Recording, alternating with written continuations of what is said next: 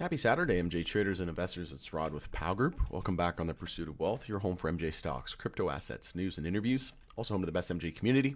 As I mentioned, Saturday, May 25th today. And in this video, we're going to do another rapid fire news update for the period May 18th to the 24th.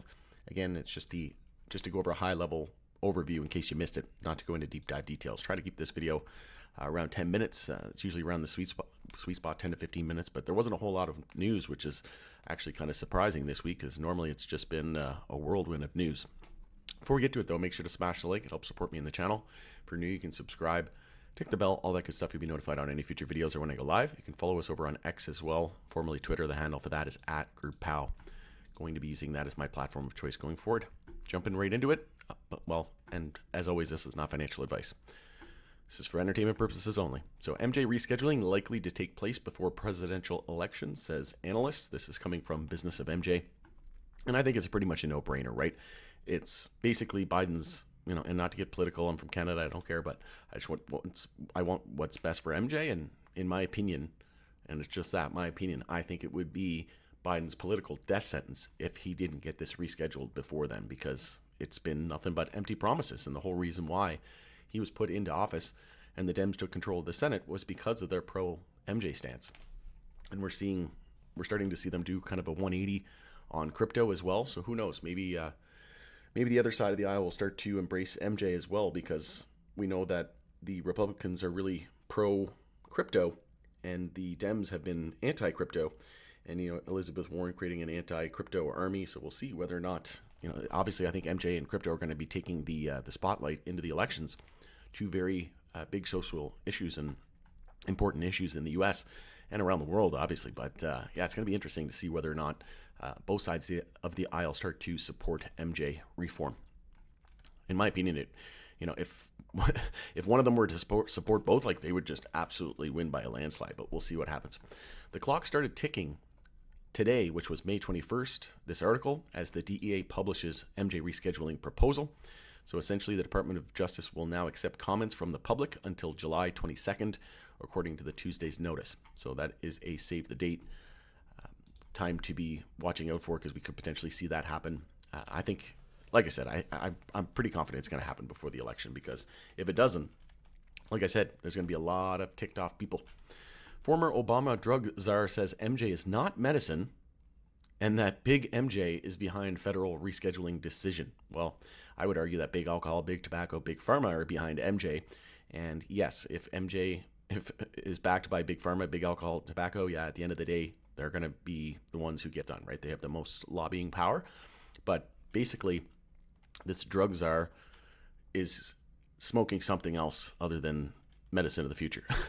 Because whoever this person is, I don't even care to learn about it because it's just so stupid and asinine. But it's not medicine. So basically going against what HHS has said, the Department of Health and the FDA. So there's no reason to delay rescheduling in that it has medical benefits. There's 250 plus pages of evidence.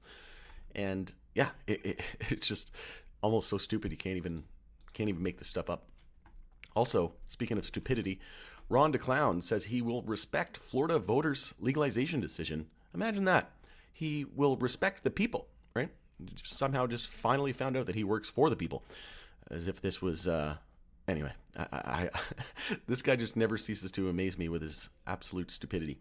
So he says he will respect the voters' decision at the ballot, even as the state officials urge opposition, MJ Company CEO says. So again, finally figuring out that, he works for the people. Imagine that. Tilray seeks to raise $250 million for U.S. MJ acquisitions. So they announced, I've already done a video on this, you can check it out for more detail, but they have an at-the-market program, equity program. So they're essentially going to be looking to raise proceeds for international expansion and U.S. expansion as well. And as we know, MedMen is currently going through bankruptcy proceedings and receivership. So we'll see whether or not that is some assets they start to target. Also, Curaleaf celebrates Miami North Biscayne dispensary opening, and Florida obviously on the ballot for 2024, potentially enactment in 2025 in the summertime.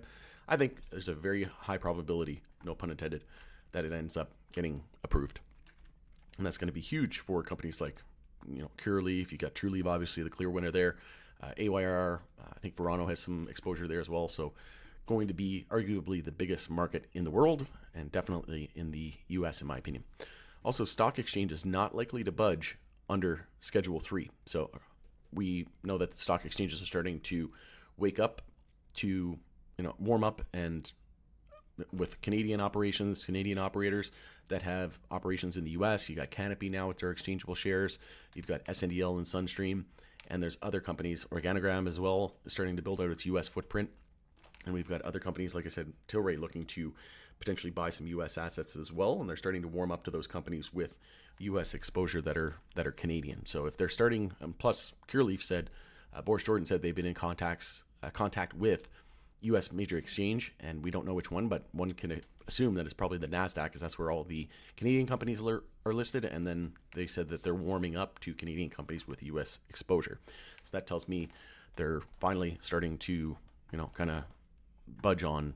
There's no law that prevents them from allowing companies to uplist. It's just optics and a choice that they decide to do. But yeah, Schedule 3 won't make MJ federally legal in the eyes of the stock markets. So whether or not we need descheduling, whether or not it's going to happen in a year, 2 years, 3 years, we don't know. But I think that the most likely scenario is we get uplisting to the nicer the NASDAQ at some point soon, more than likely the NASDAQ, and then we get some sort of MJ banking as well, because as we know, nothing in the world happens with the JP Morgans, the Morgan Stanleys, the Goldman Sachs, the BlackRocks, right? And in order for that to happen, they're going to have to uplist, and we're going to have to get rescheduling at the bare minimum to Schedule 3, and then full-blown descheduling and MJ banking, right? We're getting there. MJ use before bedtime does not cause next-day impairment of cognitive ability or driving performance, study shows. And then, what was it? Ted Cruz. Yeah, this one, I'll just skip ahead to this one. So Ted Cruz suggests MJ rescheduling might lead to more people dying in car crashes from impaired driving. Okay, well, follow the science, look at the studies, and what is this guy, he's probably drunk driving his car while he was talking about this. I don't know. This guy's obviously a clown as well. We can join Rhonda Clown and Clown School. Who's the other one there? Kevin Sabat. So yeah, I think this is the three clowns are at it again, because in my opinion, they're just saying stuff that doesn't even make sense. They're just trying to scare people. They're just trying to cater to a certain group of people. And anyways, I can't even talk about it for very long because it makes my blood boil. But literally follow the science. There's studies out, and they're just making stuff up. It's not even warranted, right? Also, daily MJ use in the U.S. is now more common than daily alcohol and drinking, new study finds. And there's a lot more people that die from, MJ has never killed anybody. I don't think you should smoke MJ and, obviously get behind the wheel of a vehicle. But at the end of the day, there's way more people that die in a car crash from alcohol and drinking than they do MJ. I can definitely assure you of that. And there's people who get addicted to alcohol, and you could go and you could buy $20 worth of alcohol at the store and just drink it until your heart's content, and you can end up dying, right? Whereas MJ, you'd literally have to smoke your body weight in less than an hour, I think it is, to overdose, right? So it just, again, in my opinion, he's probably working for the big alcohol companies who are trying to slow the industry down so that they can get behind it, and big tobacco as well, right? There was an article that Prince Edward Island here in Canada, a province in Canada, they're looking to ban tobacco products to anybody after they were born on a certain date, right? So no wonder big alcohol, Imperial Brands, you've got British American Tobacco, right? No wonder that, Altria, all these companies, big alcohol, big tobacco, big pharma are trying to get in. It's because they're being disrupted, right? Look at the opioids. It's an alternative to opioid addiction as well, and pain. So they're just trying to slow the industry down. They're not trying to squash it, right? They're never going to get rid of it. It's the train's already left the station. They're just trying to slow it down, similar to what they've done with other industries, right? Indiva also reported first quarter 2024 results, and Indiva remains the national market share leader in edibles category. So I think they're behind the No Futures gummies, and super cheap. They're like $2.50 at Canna Cabana, which is a High Tide subsidiary and store. But yeah, they're apparently looking at different options. They might be considering even selling the business. So we'll see what happens there. But they're definitely, I see them all the time, people buying their edibles in the store, and definitely an attractive price point. So we'll see. But selling at $2.50, $3 for a 10 milligram edible, well, I can't imagine there's a whole lot of profit margin behind that. But I'll have to maybe take a look at their margins. But like I said, we know that they're potentially looking at selling, and whether or not they get acquired by another company, we'll see what happens. Maybe they merge with another company, and maybe they sell to a completely different new operator. Look at Cureleaf buying Northern Green Canada. They're starting to become MSOs, starting to become LPs, and LPs starting to become MSOs. But I know Cron has a lot of cash as well, sitting on like $1 billion in cash. So maybe Cron might be interesting for them. So we'll see whether or not they get acquired by another company. Also, Thailand plans to ban recreational MJ despite 2022 decriminalization. So continuing to kind of flip-flop on everything and just really frustrate their citizens, I can imagine. But yeah, if you think it's been tough here in the U.S., well, I'm in Canada, but if you're in the U.S. and you think it's been tough, like Thailand has just been back and forth really since the beginning, and it's been is it going to happen? Is it not going to happen? And this is just how governments work, right? Unfortunately. Delaware lawmakers approve bill to launch recreational MJ sales early through existing medical MJ dispensaries. So great to see. Also, we have MJ Tech company Agrify converts $13.8 million in debt to equity to pacify the NASDAQ. We also had Canadian MJ sales lift.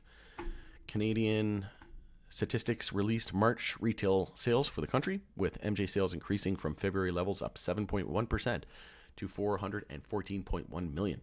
On a per-day basis, sales rose 0.2%. February was revised higher to $386.8 million. The sales were up just 1.9% from a year ago. So, love to see it. It's a big business. New York court issues record $15 million fine to unlicensed MJ operators. We know that New York's been cracking down on a lot of these illegal shops that are kind of flying under the radar, and rightly so. It's just a matter of time.